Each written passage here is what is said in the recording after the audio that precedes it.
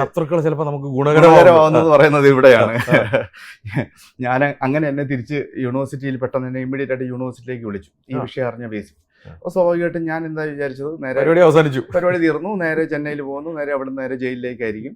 ഞാൻ വന്നു, ഞാൻ നേരെ എൻ്റെ മാനേജറെ വിളിച്ചു പറഞ്ഞു കുട്ടികളുടെ സർട്ടിഫിക്കറ്റ് കാര്യങ്ങളെല്ലാം ഉണ്ട്, ഇത്ര കുട്ടികളെ ഇന്ന കോളേജുകളിൽ അഡ്മിറ്റ് ആക്കിയേക്കണം, പിന്നെ അവരുടെ പേയ്മെൻറ്റിനുള്ള ചെക്ക് കാര്യങ്ങളൊക്കെ ഞാൻ സൈൻ ചെയ്ത് വെച്ചിട്ടുണ്ട്, അതെല്ലാം എൻ്റെ ഫാമിലിയിൽ പറഞ്ഞിട്ട് അവർക്ക് വേണ്ട പേയ്മെൻറ്റ്, അവരെ ആരും ഒരു ബുദ്ധിമുട്ടുണ്ടാവരുത്.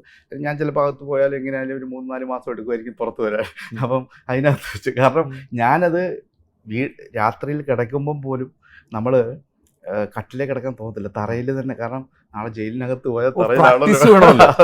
അപ്പം ജീവിതത്തിൽ നമ്മൾ അത് കാണുകയാണ് അത്, കാരണം എന്താണ് നാളെ സംഭവിക്കുക. കാരണം ഈ അവിടെ ചെന്നൈയിൽ പോയിട്ട് VCയുടെ മുമ്പിൽ നിന്ന് അവരെടുക്കുന്ന ഒരു തീരുമാനമാണ് എൻ്റെ ലൈഫ്. തുലാസിലാണ് ജീവിതം. തീർച്ചയായിട്ടും അത്, കാരണം അത് ആരായിരുന്നാലും നമ്മളൊരു, ഞാൻ എൻ്റെ ഒരു ഏത് കാര്യത്തിനും റിസ്ക് എടുത്താൽ മാത്രമേ അവർ രക്ഷപ്പെടുത്തുള്ളൂ എന്ന് പറഞ്ഞ പോലെ, എത്രത്തോളം റിസ്ക് എടുക്കുന്നു അത്രത്തോളം അവർക്ക് ഒളിച്ചോടിയില്ല.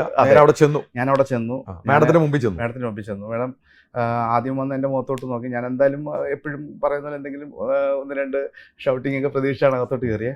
മാഡം പറഞ്ഞു പുറത്തോട്ട് വെയിറ്റ് ചെയ്യാൻ പറഞ്ഞു. കുറച്ച് കഴിഞ്ഞപ്പോൾ എനിക്ക് അന്ന് എൻ്റെ ഒരു സുഹൃത്തും എൻ്റെ കൂടെ ഉണ്ടായിരുന്നു, പുള്ളിക്കാരനും എൻ്റെ കൂടെ വന്നു, ഒരു പേപ്പർ കൊണ്ട് തന്നിട്ട് പറഞ്ഞു ഏതൊക്കെ ഡിപ്പാർട്ട്മെൻറ്റിൽ എത്ര സ്റ്റുഡൻസ് എന്നുള്ള രീതിയിൽ എഴുതി തരാൻ പറഞ്ഞു.